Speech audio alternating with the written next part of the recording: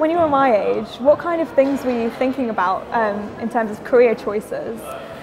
When I started out, I was, from a very, very young age, I always wanted to paint and draw. I wanted to be an artist, and really as I was growing up, that really drove. I mean, I was very into music as well, but I certainly had no aspirations to do a conventional job, which is, you know, at the time my parents very much wanted me to do. They wanted me to be a surveyor or something, you know, something with that was going to provide a solid kind of route forward, I suppose. And so they were terrified of me becoming involved in anything artistic.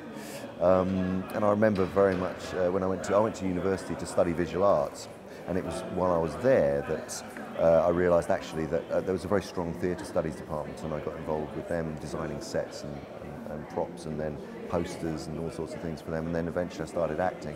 And I remember very much that seared into my mind that the phone call I made to my parents saying, "Oh no, I want to become an actor," and the silence after that, and them thinking, "What is he doing?" And you know, you just have to, you know, as your generation of discovering, you know, there are so many outlets now, there are so many ways of expressing yourself and actually enabling your passions and your dreams and your, you know, your skills to come to life. And were you afraid to take that risk of doing something unconventional, acting, which? I wasn't really, to be honest. I knew that it was not going to be. I think I would have made a horrific chartered surveyor or anything like that. It's not where my mind lies. My mind was lying in storytelling and filmmaking and painting and visual arts, and so nothing really deterred me. I was pretty hell bent on. And what kind of advice would you give confused teenagers as to what things and what ambitions they should follow when they're older? I think the most important thing is, you know, you work all your life. You work all your life, and so if you can live your life expressing what you want to do creatively, or bring your passion to bear in a way that combines the everyday experience. You know, even I'm not saying that you have to search fame or fortune. I'm talking about living your passion and your creativity, or whether you're a musician or you're an artist, or you're, you know, or whether you make shoes, or whatever you do, you know, it has to be something that you absolutely fundamentally want to do because you spend your whole life doing it. That is the bottom line, I think, as far as I'm concerned. And to make the world a bit of a better place along the way. That's the most important thing, is to be able to do what you want to do, not at the expense of others. Wow. And in terms of acting, how hard was it for you to kind of get into that sort of business and part of the world?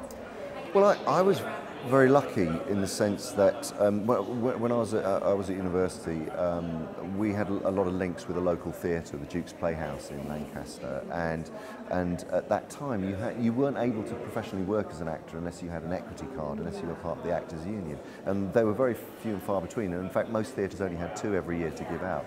And I happened to be lucky enough to meet a director who took a chance on me, and I got my equity card, and I spent my first year out of college working on lots of different plays, 14 different plays, rehearsing during the day, performing at night. So I was incredibly lucky in that respect, which isn't to say that you know, that happens for everyone. Often when you're following your passion, you can be very lonely, you can be outside of a group. You know, if you're a writer, it's very hard to meet other writers. If you're into computers or into you know, writing code, you might not meet. Well, you do online now, of course, you know, which is the great thing, because there are so many forums. But it is all about finding a community, I think. And I always say to actors when they start out, don't rely on other people to give you jobs. Create your own material, write your own things, go out there, shoot things, make things. There's all this technology around that enables you to do that, and YouTube, you know. So you know, make a play, put it on, write something for the community. Just get involved, get people involved. And in terms of your role as Gollum, how difficult was it to bring that to life?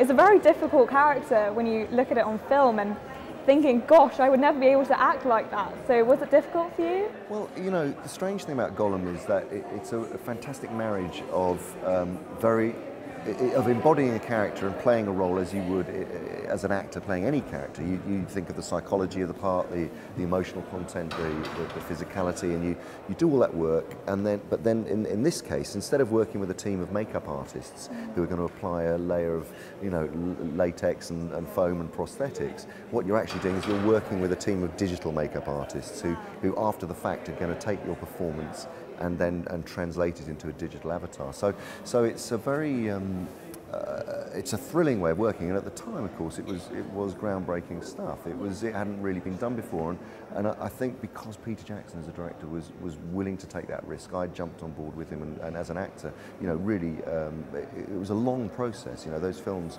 were made over the course of 3 or 4 years, and there was no guarantee that the character would work. But there's just something in you when you're working with someone like Peter Jackson.